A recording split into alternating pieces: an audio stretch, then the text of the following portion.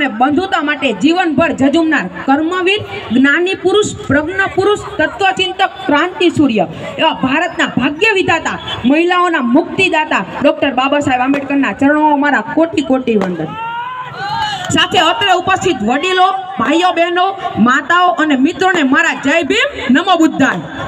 6 વર્ષની કુમળી વયે તેમણે પોતાની માતાને ગુમાવી. પિતા રામજી સકપાલ લશ્કરી શાળામાં શિક્ષક હતા. એ 6 વર્ષની કુમળી વયનું બાળક બીજું કોઈ નહીં, આપણા ડોક્ટર બાબા સાહેબ આંબેડકર હતા.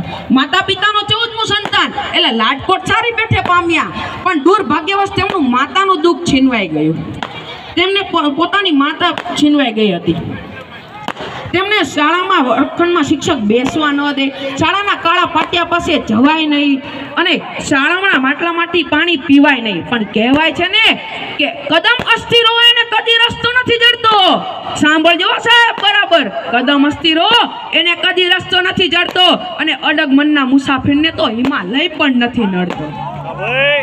આ પંક્તિઓને બાબા સાહેબે ચરિતાર્થ કરી બતાવી છે. આ સ્થિતિમાં ભણનાર બાળક 9 ભાષાઓના જાણકાર બન્યા. તેમની પાસે તો 32 જેટલી તો ડિગ્રીઓ હતી, 5 ડિગ્રી તો માત્ર પીએચડીની. કોલંબિયાની યુનિવર્સિટીમાં તેમનું સ્ટેચ્યુ મૂકવામાં આવ્યું. ત્યાં નીચે લખ્યું ધ સિમ્બોલ ઓફ નોલેજ, એટલે કે જ્ઞાનનું પ્રતીક. આખા વિશ્વનો સર્વે કરવામાં આવ્યો ત્યારે સૌથી વધારે બુદ્ધિશાળી અને સૌથી વધારે ડિગ્રીધારી બીજું કોઈ નહીં, આપણા બાબા સાહેબ આંબેડકર હતા. તેમની પ્રતિભાથી પ્રભાવિત થઈને વડોદરાના રાજા સયાજીરાવ ગાયકવાડે તેમને ઉચ્ચ અભ્યાસ માટેની એક શિષ્યવૃત્તિ આપવામાં આવી. તેનાથી તેમને નવી દિશા પ્રાપ્ત થઈ. તેમને પેટે પાટા બાંધીને પણ સંદર્ભ ગ્રંથોની ખરીદી કરી. વિદેશમાં જઈ તેમણે અર્થશાસ્ત્રમાં પીએચડી પ્રાપ્ત કરી. પણ તેમને આ આપણા રિઝર્વ બેંકની સ્થાપના પણ તેમના મત મુજબ જ કરવામાં આવી હતી. આ બાબા સાહેબની વિરોધ કરનારા તેમના પગની ધૂળ બરાબર પણ નથી. 100 થી 50 વધુ દેશો તો તેમની જન્મ જયંતિ ઉજવે છે. અહીં મને કહેવાનું મન થાય, मैं भीम की तारीफ कैसे करूं, मेरे शब्दों में इतना जोर नहीं. मैं भीम की तारीफ कैसे करूं, मेरे शब्दों में इतना जोर नहीं. सारे विश्व में जाके ढूंढ लो, सारे विश्व में जाके ढूंढ लो, मेरे बाबा साहब जैसा कोई और नहीं. સમગ્ર વિશ્વમાં સત્યાગ્રહો થયા છે અને થશે. માનવના હકો માટેની લડાઈઓ થઈ છે, સત્યાગ્રહો થયા છે અને થાય જ છે. પરંતુ પોતાના દેશમાં પીવાના પાણી માટે કે જે પશુ અને પક્ષીઓને પણ આરામથી મળી રહે છે તેના માટે બાબા સાહેબે સત્યાગ્રહ કર્યો અને તેમણે તળાવમાંથી પાણી ભરી નવી ક્રાંતિની શરૂઆત કરી. देश के लिए जिन्होंने विलास को ठुकराया था, देश के लिए जिन्होंने विलास को ठुकराया था, गिरे हुए को जिन्होंने स्वाभिमान सिखाया था, देश के लिए जिन्होंने विलास को ठुकराया था, गिरे हुए को जिन्होंने स्वाभिमान सिखाया था देश का अनमोल दीपक जो बाबा साहब कहलाया था. ઈસવીસન 1930માં તેમના પુત્ર રાજરતનનું મૃત્યુ થયું. પ્રથમ ગોળમેજી પરિષદ માટે તેમણે લંડન જવાનું હતું. તેઓ લંડન જવા નીકળ્યા ત્યારે તેમના ભાઈએ તેમને કહ્યું, ભીમ તું ક્યાં જાય છે, તારી સૌથી વધારે જરૂરિયાત તો અહીંયા છે. ત્યારે બાબા સાહેબે સ્વસ્થ મને કહ્યું કે હું મારા એક પુત્ર માટે મારા દેશના કરોડો પુત્રની કુરબાની ના આપી શકું. 3 ગોળમેજી પરિષદમાં તેમણે પોતાની હાજરી આપી. बाबा साहेब कहता था कि शिक्षा वो शेरनी का दूध है, जो पिएगा वो दहाड़ेगा. आ चीनी ત્રાડ એ દલિતોના અવાજનો પડઘો બની 3 ગોળમેજી પરિષદમાં ગુંજી ઉઠી. ઈસવીસન 1930માં બાબા સાહેબે કાલારામ મંદિરમાં જઈને દલિતો માટેનો એક સત્યાગ્રહ કર્યો. આ સત્યાગ્રહ માત્ર દલિત સમાજ પૂરતો ન હતો, એ સન્માનના અધિકાર નહોતો, જે અધિકાર એક જ ધર્મના હોવા છતાં સવર્ણો પાસે છે પરંતુ દલિતો પાસે નથી. આપણે હું મને સાંભળતી દરેક માતાઓને દીકરીઓને એટલું જરૂર કહેવા માંગીશ કે સવારે ઉઠીને મંદિરમાં ફૂલ ચડાવતા પહેલા બાબા સાહેબના ચરણોમાં જરૂરથી ફૂલ ચડાવજો. कारण ना राम ने कुछ दिया है, ना कृष्ण ने कुछ दिया है, ना राम ने कुछ दिया है, ना कृष्ण ने कुछ दिया है. तुम्हें जो कुछ भी दिया है वो बाबा साहब के संविधान ने दिया है. बाबा साहेबे हिंदू कोडविल थकी महिलाओने घणा अधिकारो अपाव्या. भणવાનો अधिकार, दत्तक पुत्र लेવાનો अधिकार, आंतरजातीय लग्नનો अधिकार, છૂટાછેડાનો अधिकार અને નોકરિયાતનો अधिकार. આવા કેટલાય અધિકારો બાબા સાહેબે મહિલાઓને અપાવ્યા.